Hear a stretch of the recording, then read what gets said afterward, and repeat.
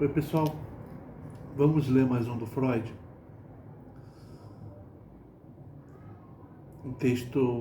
Mais um texto de antes dele fazer a psicanálise, né? Esse aqui se chama Observação de um caso grave de hemianestesia num homem histérico, de 1886.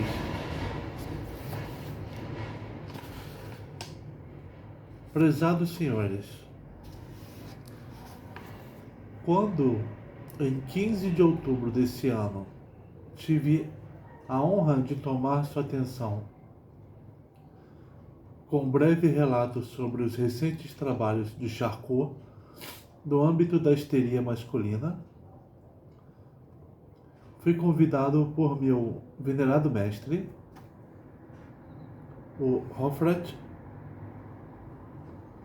professor Miner, a apresentar a esta sociedade casos daquele tipo, nos quais se podem observar em forma evidente os sinais somáticos da histeria, os estigmas histéricos que caracterizam essa neurose para Charcot. Hoje atendo a esse convite, ainda que de modo insuficiente, até onde me permite o material clínico a que tive acesso.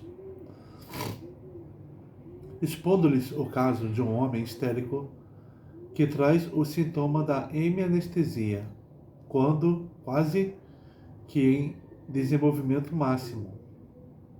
Antes de iniciar a exposição, quero apenas dizer que não acredito lhes mostrar um caso raro e especial. Considero isso, sim, bastante comum e de frequência regular, embora muitas vezes seja ignorado. Então, o Freud recebeu uma bolsa para estudar neuropatologia e foi para Salpêtrière, na França, e lá ele observou o trabalho de Charcot com os pacientes histéricos, né? E aí o Freud fez um comunicado dessa experiência que ele dirigiu esse comunicado, né, para a Faculdade de Medicina de Viena. E aqui eu acho que ele também está se comunicando com essa faculdade, de novo, porque ela pediu para ele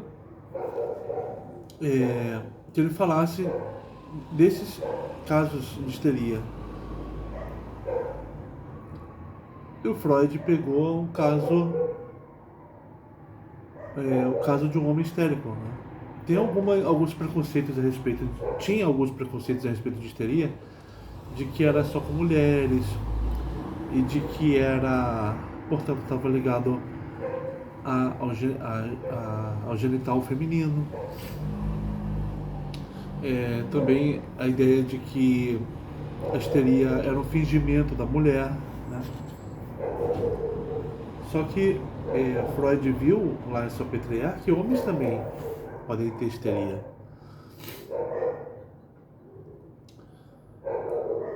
Devo esse paciente a gentileza do colega von Berezovsky, que o enviou a meu consultório para que eu confirmasse o diagnóstico por ele feito. Trata-se de August P., cinzelador de 29 anos, que os senhores aqui veem. Um homem inteligente que de bom grado se ofereceu para a minha pesquisa, na esperança de uma rápida recuperação.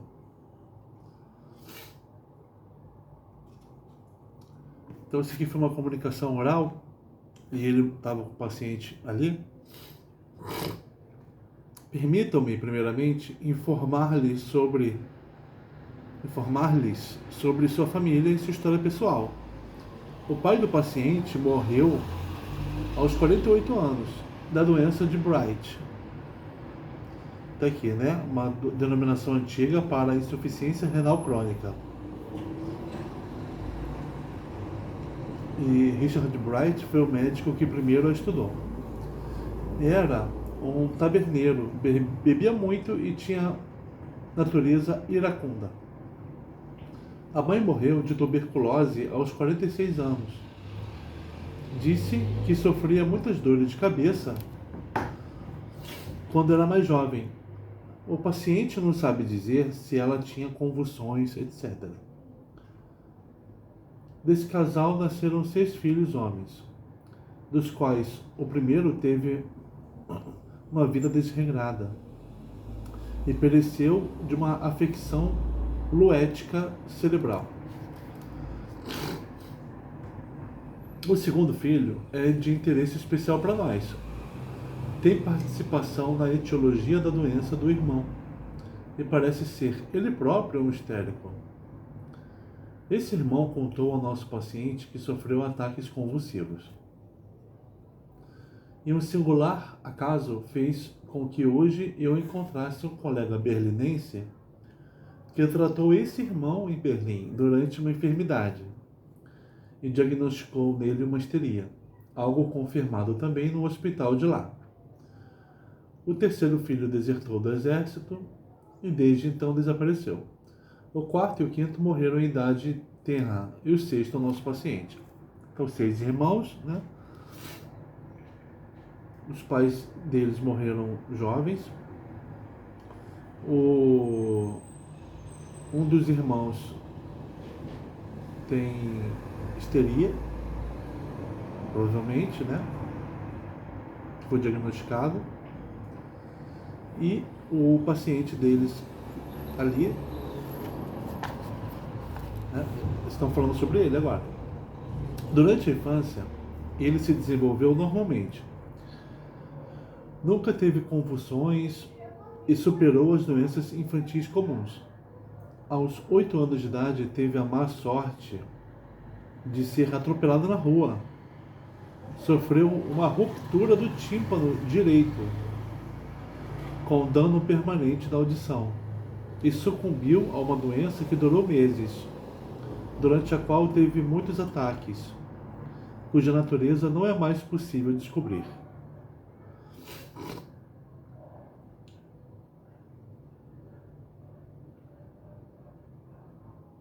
Eles persistiram por cerca de 2 anos. Desse acidente se originaram uma leve inibição intelectual, que o paciente acredita haver notado em sua evolução escolar, e uma tendência a sensações de vertigem toda vez que, por algum motivo, ele se sentia mal. Então, ele nunca tinha tido doenças graves, mas aos 8 foi atropelado, teve rompimento de tímpano, do tímpano direito, e passou a ter ataques por 2 anos. E depois disso, inibição intelectual, atrapalhando na escola. E também vertigem. Mais tarde, concluiu a Normal School, escola normal, escola profissionalizante. Após a morte dos pais, tornou-se aprendiz de um cinzelador. E fala a favor de seu caráter que ele tenha permanecido 10 anos com o mesmo mestre. Descreve a si próprio como alguém que pensava apenas em se aprimorar no ofício, que com essa finalidade lia e desenhava bastante e renunciava às companhias e às diversões. Teve de refletir muito sobre si mesmo e a sua ambição.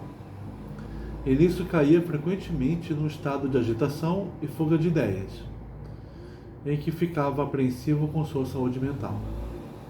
Com frequência tinha um sono intranquilo, e a vida sedentária tornava lenta sua digestão. Por 9 anos sofreu de palpitações, mas tinha boa saúde e seu trabalho não era afetado. Então, ele fez uma escola profissionalizante, se tornou aprendiz de um cinzelador e era dedicado ao trabalho.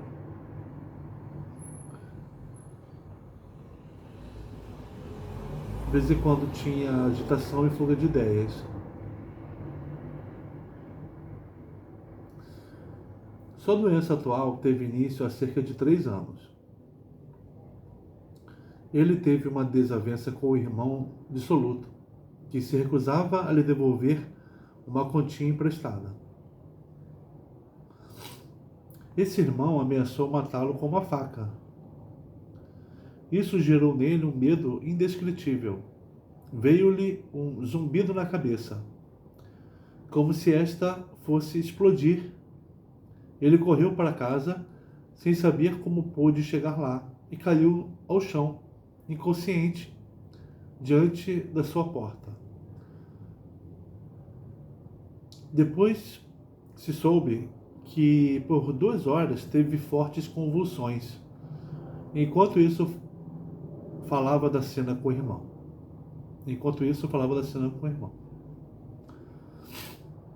Ele caiu desacordado e ele falava do que tinha acontecido. O irmão tentou matá-lo, né? Depois que ele cobrou do irmão um dinheiro que foi pego dele. Ele ficou com medo indescritível, um zumbido na cabeça, sensação de que a cabeça fosse explodir. Ele correu para casa e caiu inconsciente. Teve convulsões por 2 horas. Quando acordou, sentia-se debilitado. Nas 6 semanas seguintes, sofreu de fortes dores de cabeça e de pressão intracraniana do lado esquerdo.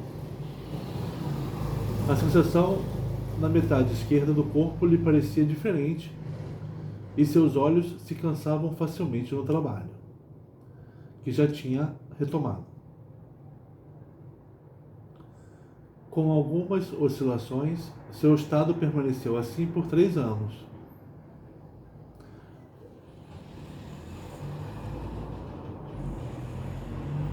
Até que, 7 semanas atrás, uma nova comoção o fez piorar. Uma mulher acusou o paciente de furto. Ele foi tomado de fortes palpitações e por cerca de 14 dias ficou tão deprimido que pensou em suicídio.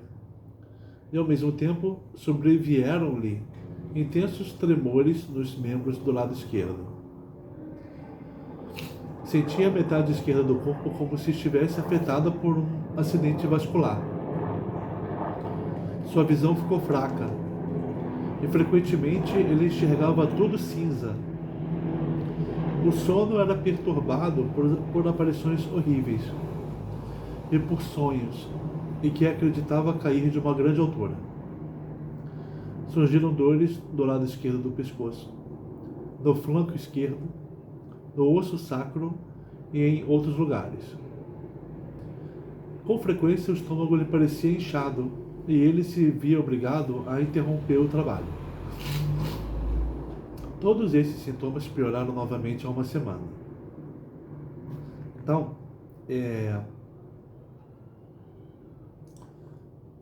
nas semanas seguintes, aquele episódio, né? Que ele caiu inconsciente porque discutiu com o irmão. Ele teve fortes dores de cabeça e uma mudança na sensação na parte esquerda do corpo.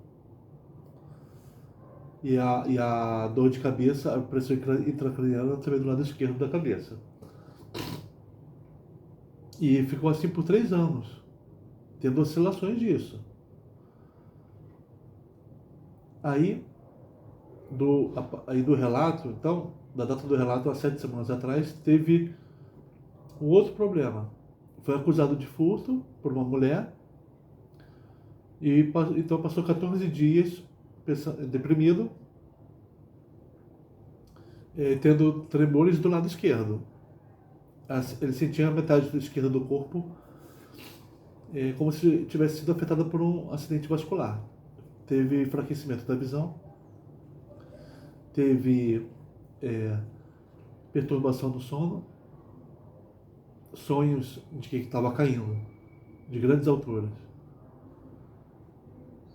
Teve dores nos ossos do lado esquerdo, sensação de inchaço no estômago. E aí, há uma semana, esses sintomas pioraram.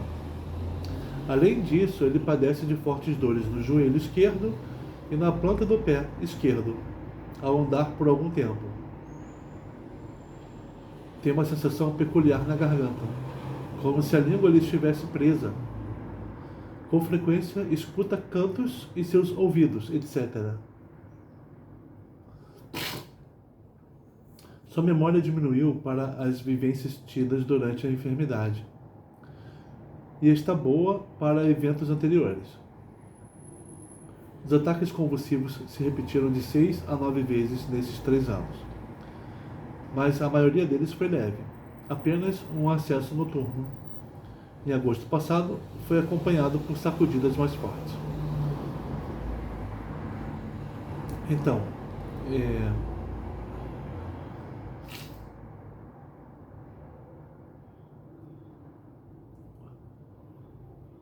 ele tem fortes dores no joelho e na planta do pé esquerdo, os dois esquerdos, né? Uma sensação na garganta de como se a língua estivesse presa. E no ouvido, nos ouvidos, ele escuta cantos. E a memória dele tá pouca para esses eventos durante a enfermidade. Mas tudo o que aconteceu antes com ele lembra. Ele tem tido ataques convulsivos pelos últimos 3 anos.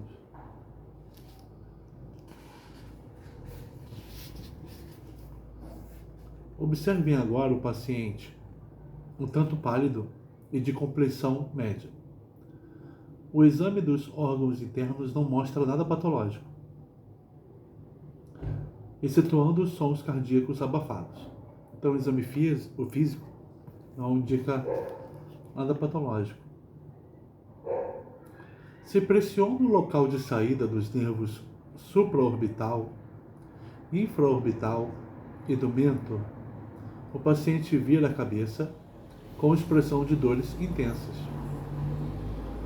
Então, como era de supor, há uma alteração nevrálgica no trigêmeo esquerdo. Também a abóbada craniana é muito sensível à percussão no lado esquerdo. Mas a pele da metade esquerda da cabeça tem comportamento muito diferente do que seria de esperar. É completamente insensível a estímulos de qualquer espécie. Posso dar-lhe uma alfinetada, beliscá-la, apertar entre os dedos o lobo da orelha, sem que o paciente se dê conta de que foi tocado. Então ele não sente nada na parte esquerda da cabeça, na pele. Ele sente uma sensibilidade quando a cabeça é percutida, mas é isso. Há, portanto, uma anestesia acentuada. Ela atinge não só a pele, mas também as mucosas, como se vê nos lábios e na língua do paciente. Se introduz um pedaço de papel enrolado no canal externo do ouvido esquerdo e depois na narina esquerda, isso não provoca nenhuma reação. Repetindo o experimento no lado direito, constata uma sensibilidade normal. A sensibilidade do lado direito da cabeça está normal. Em conformidade com a anestesia, também os reflexos sensoriais estão ausentes ou diminuídos. Assim, posso tocar com o dedo o lado esquerdo da garganta sem despertar ânsias de vômito.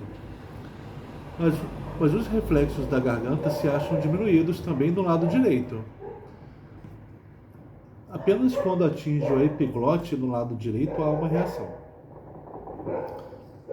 Tocando a conjuntiva palpebral, então o Freud testou a anestesia dele, né? Tocando a conjuntiva palpebral e a ocular, quase que as pálpebras não se fecham. O reflexo da córnea está presente, mas de modo enfraquecido. Os reflexos da conjuntiva e da córnea se acham diminuídos também no olho direito, embora em grau menor. E esse comportamento dos reflexos me leva a concluir que os distúrbios da visão não se limitam necessariamente a um olho, o esquerdo. De fato, quando o examinei pela primeira vez, o paciente apresentava nos dois olhos a peculiar poliopia dos histéricos e distúrbios na sensibilidade às cores. O que é poliopia? Vou dar uma olhada aqui. Com o olho direito... Só um minuto. Então, poliopia é uma doença oftálmica em que um dos olhos vem várias imagens de um mesmo objeto.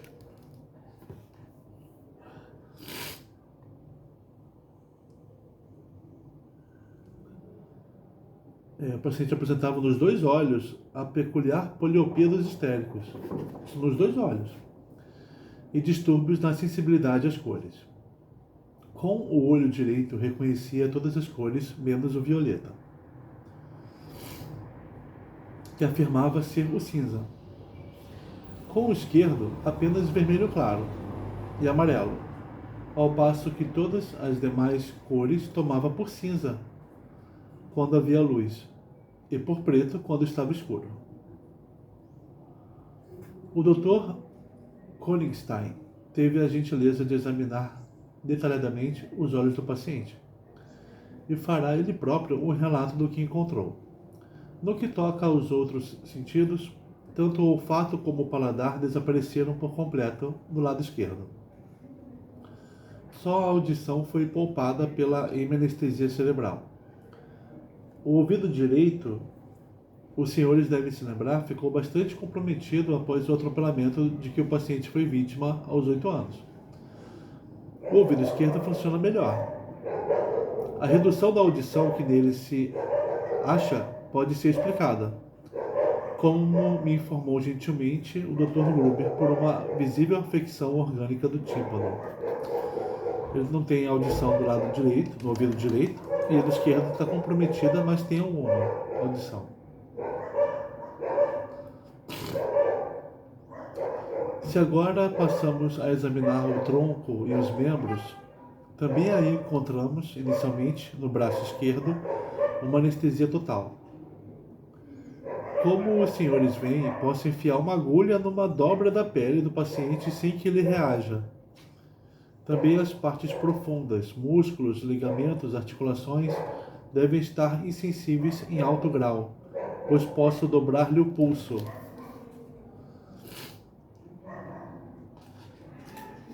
Estirando os ligamentos, sem provocar nele sensação alguma. Condiz com essa anestesia das partes profundas que o paciente de olhos vendados não tem ideia da posição do seu braço esquerdo no espaço ou de algum movimento que executa com esse membro. Ponho uma venda em seus olhos e lhe pergunto o que fiz com seu braço esquerdo. Ele não sabe. Peço-lhe que segure o polegar, o cotovelo, o ombro esquerdo com a mão direita. Ele tateia no ar. Pega a mão que lhe estendo, pensando ser sua. E afinal admite não saber de quem é a mão que segurou. Ele não sente dor, né, no braço esquerdo. E se ele está vendado, ele não sabe o que está acontecendo. Se está sendo tocado. Ele não consegue tocar a si próprio, se estiver vendado. Deve ser de particular interesse verificar se ele consegue achar os locais da metade esquerda do seu rosto. Seria de crer que não teria dificuldade nisso, já que a metade esquerda do rosto se acha, por assim dizer, firmemente grudada na direita, que continua intacta. Mas a experiência mostra o oposto. O paciente não encontra seu olho esquerdo, não consegue pôr a mão, né, Onde está? Põe a mão no seu olho esquerdo, ele não consegue. O lobo da orelha esquerda, etc. Parece mesmo se sair pior ao tatear com a mão direita as partes anestesiadas do próprio rosto do que se tocasse uma parte do corpo de outra pessoa. Isso não se deve a um distúrbio na sua mão direita, pois os senhores veem como ele age com rapidez e segurança quando lhe solicita que toque em pontos da metade direita do seu rosto. Há a mesma anestesia no tronco e na perna esquerda. Constatamos que a insensibilidade é demarcada pela linha mediana, ou vai um pouco além dela. Parece-me de ter, então, tem uma insensibilidade todo do lado esquerdo do corpo.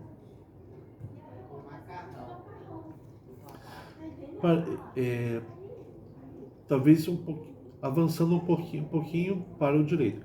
Parece-me de interesse especial a análise dos transtornos de movimento que o paciente mostra nos seus membros anestesiados. Creio que se explicam apenas pela anestesia. Certamente não se trata de paralisia do braço esquerdo, digamos.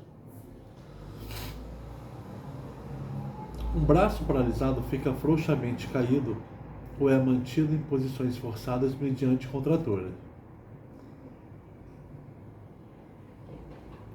Ele fala que não é que ele tem uma paralisia, porque quando o braço está paralisado, ou ele fica frouxo, caído, ou fica em posições contraído, em posições forçadas. Aqui é diferente. Quando vendo os olhos do paciente, o braço esquerdo permanece na posição em que estava antes. Os transtornos de movimento são variáveis e dependem de circunstâncias diversas. De início, aqueles entre os senhores que observarem como o paciente tirou a roupa com as duas mãos, como tapou a narina esquerda com os dedos da mão esquerda, não tiveram a impressão de um transtorno severo do movimento. Olhando mais atentamente, ver-se-á que o braço esquerdo, sobretudo a mão, se move de maneira um tanto mais lenta e canhestra, como que entorpecido e com um leve tremor. Mas todo o movimento é executado, mesmo o mais complicado, e assim ocorre sempre que a atenção do doente é desviada do órgão do movimento e se dirige apenas para o objetivo do movimento.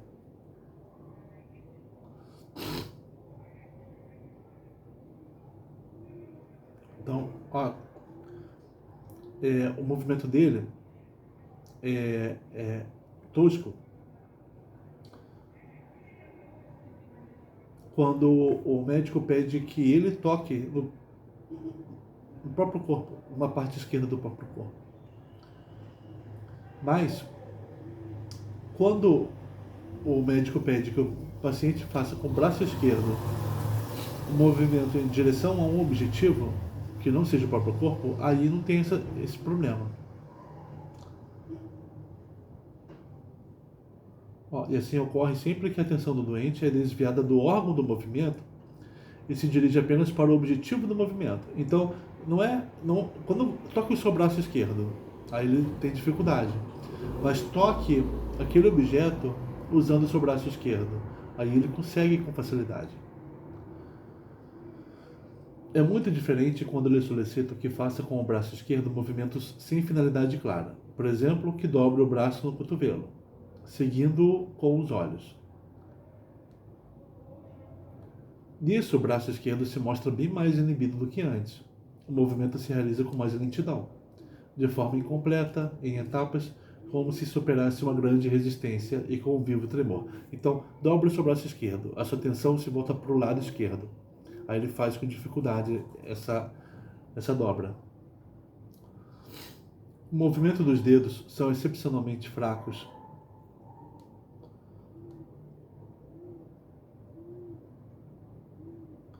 Nessas circunstâncias. Um terceiro tipo de transtorno do movimento, o mais forte, aparece quando o paciente deve executar movimentos diversos de olhos fechados. É verdade que o membro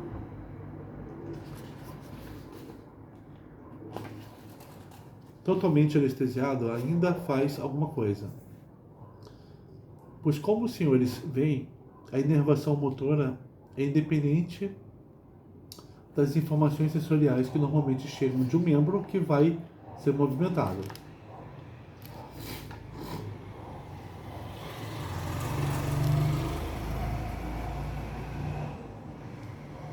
Ele observou um transtorno de movimento mais forte vendo o paciente.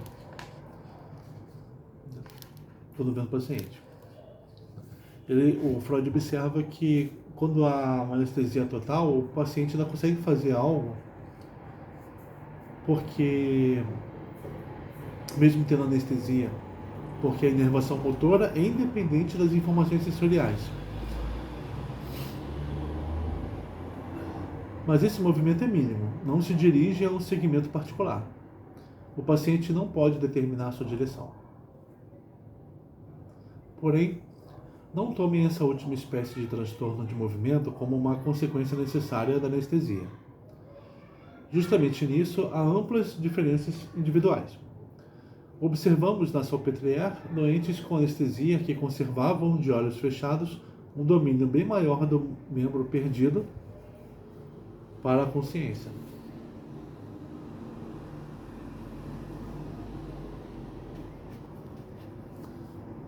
Na perna esquerda, nota-se a mesma influência da atenção desviada ou do olhar.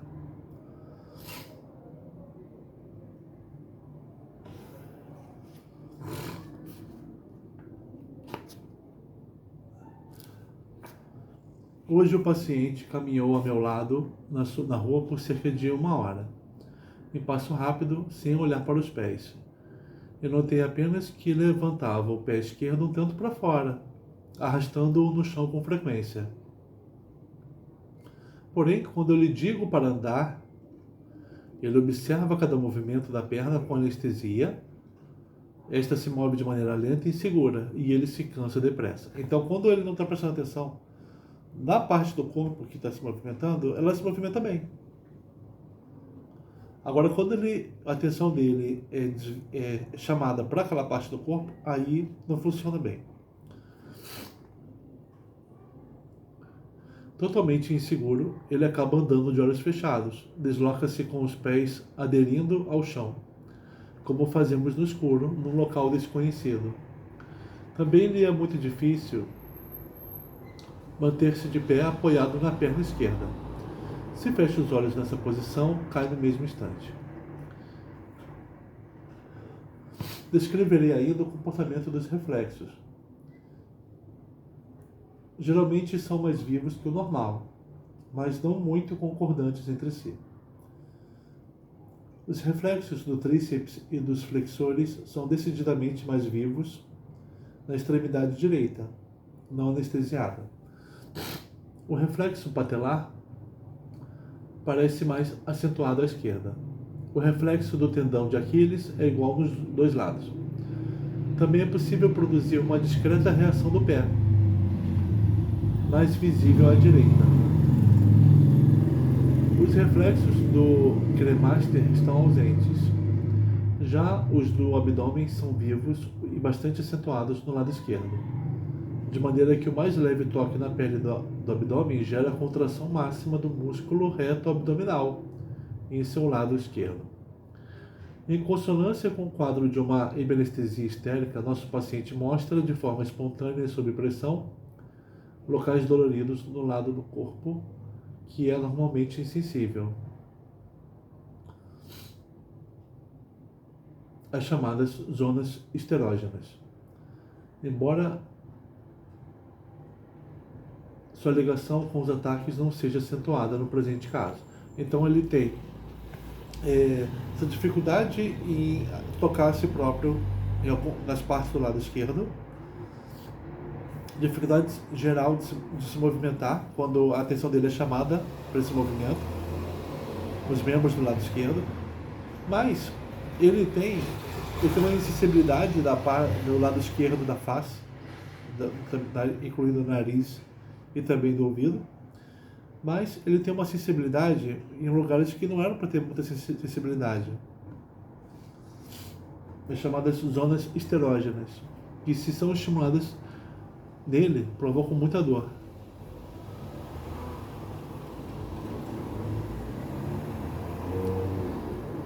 Assim, o nervo trigêmeo, cujos terminais, como lhes mostrei antes, são sensíveis à pressão, é a sede de uma zona esterógena desse tipo, e também uma estreita faixa na fossa cervical média esquerda, uma área mais ampla na parede esquerda do tórax, onde também a pele ainda é sensível.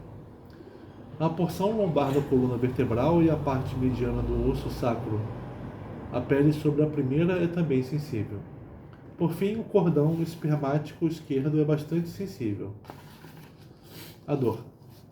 E essa zona prossegue pela cavidade abdominal, ao longo do cordão espermático até o local que nas mulheres é com frequência sede da ovarialgia. Devo acrescentar 2 comentários referentes a desvios de nosso caso em relação ao quadro típico da hemianestesia histérica. O primeiro é de que a metade direita do corpo do paciente não foi poupada de anestesias, que, porém, não são de grau elevado, parecem atingir somente a pele. Há, por cima do ombro direito, uma zona em que a sensibilidade à dor e à temperatura se acha diminuída, e outra que rodeia, com uma faixa, a extremidade distal do antebraço. A perna direita é hipoestésica, no lado externo da coxa e na panturrilha. Um segundo comentário diz respeito ao fato de a hemianestesia em nosso paciente mostrar muito nitidamente a característica da instabilidade.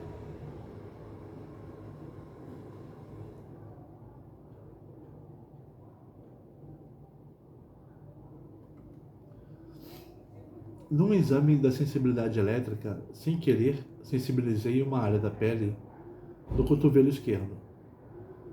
E em repetidos exames mostraram-se oscilantes quanto à intensidade, a extensão das zonas dolorosas do tronco e os distúrbios no sentido da visão. Nessa instabilidade do transtorno da sensibilidade é que baseia a esperança de em pouco tempo restaurar a sensibilidade normal do paciente. Então, o que? O último parágrafo. Repetindo. Um segundo comentário diz respeito ao fato de a hemianestesia em nosso paciente mostrar muito nitidamente as características da instabilidade. Tem uma instabilidade na hemianestesia. No exame da sensibilidade elétrica, sensibilizei uma área da pele do cotovelo esquerdo. E essa sensibilidade foi oscilante na sua intensidade. Ora mais sensível, ora menos. E também a extensão da zona da dor do tronco e os distúrbios da visão também oscilaram. Então, Freud pensa que essa oscilação da instabilidade, da sensibilidade do lado esquerdo, da esperança para eles de restaurar a sensibilidade normal dele. Então, foi uma descrição dessa hemianestesia do paciente, sendo bem geral do lado esquerdo, mas que em alguns pontos está oscilando. E isso dá esperança para o Freud de que essa sensibilidade possa ser retomada. Né? Então é isso. Foi uma descrição bem detalhada do